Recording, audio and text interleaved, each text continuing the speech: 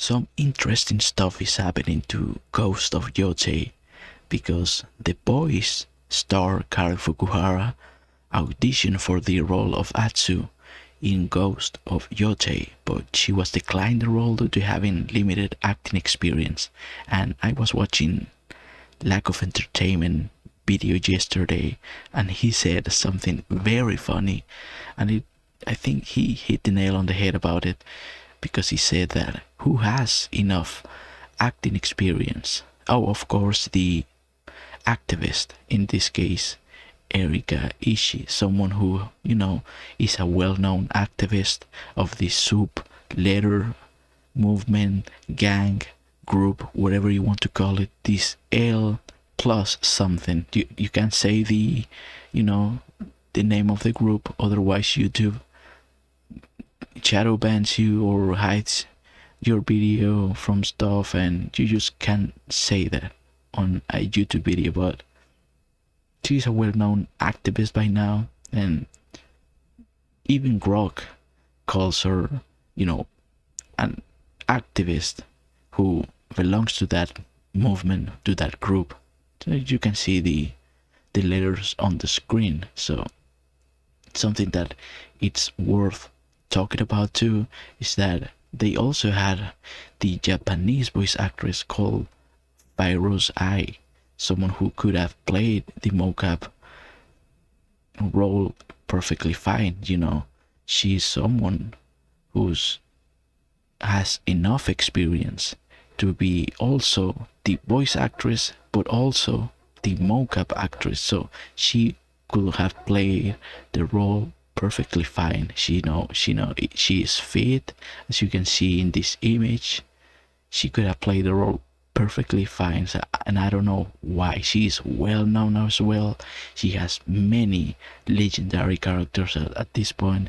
She knows that she voices Pansy on Dragon Ball Daima, Power on Chainsaw Man, Delta in The Eminence in Shadow. Just many characters that she already worked on. So she pretty much has enough experience to be the mocap actress. So why pick the activist above everybody else? What made Sucker Punch hire her instead of all these two women?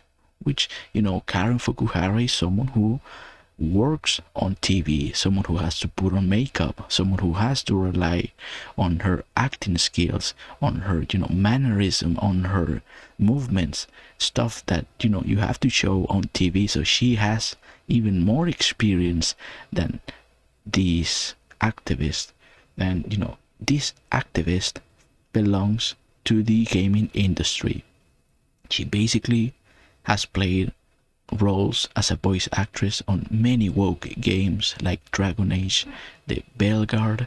She also played a role in a new game called Date Everything. I'm not sure if that's the name, but she also plays a voice acting role on that game. So she's, ideological nepotism left and right. And I wouldn't say that that's the whole reason for this woke movement failing, despite it being pushed by so many companies, by so many brands, by so many actors, by so many AAA gaming companies or developers. I wouldn't say that that's the whole reason for this movement failure, but it's a huge part of why the movement simply fails, despite, the popularity in the entertainment industry. In this case, the people in charge trying to push this ideology onto people that want nothing to do with it in their video games, in their movies. People just want to have fun, forget about stuff, and just have a relaxing moment. When you play a video game, all you want to do is relax, but instead what you have is these activists dictating what's good and what's right. They hold the moral high ground about everything. So if just now me making this video and talking about this Erika Ishii activist, I'm a bigot now. just because I did a video expressing myself. So that's the kind of people you have to deal with in this day and age. And that's why also this movement has been failing so much recently. This authoritarianism got old. You no longer can dictate how people refer to others. You no longer can eliminate terms like male and female from video games. You no longer can replace those terms with body type A and body type B and expect people not to say anything about the topic or make mods about it and then get banned because they made a simple mode that just reinstalled those terms back inside a video games, like the terms male and female. I thought that we already were past that discussion. So this authoritarianism got old, and I think that those are the two things that killed this movement. So this authoritarianism, this totalitarian mindset that this movement has, and the ideological nepotism. So that's pretty much why this ideology is failing so much. Just imagine hiring women just because they look like men.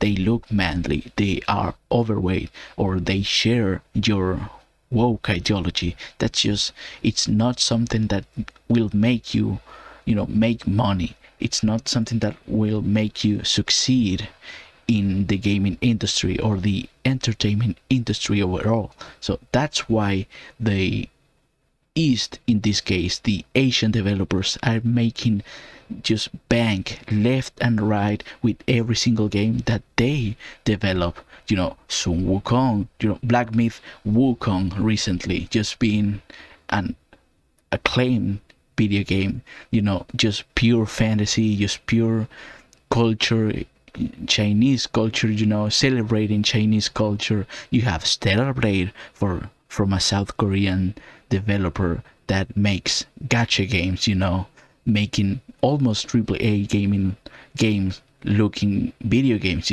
from just by making attractive females. Stellar Blade being a huge success. Now another upcoming game called Wu Chang, I believe it's called Fallen Feathers, something like that.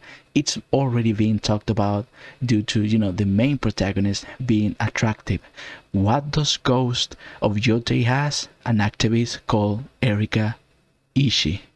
That's all the game is known about, and it's sad because she is the face of this video game. So you couldn't hire normal looking people, attractive looking women that are extremely talented in what they do. No, you couldn't do that. You had to go with the activists. You had to go with instead of like Stellar Blade using a real life South Korean model, you had to use the activist for some reason.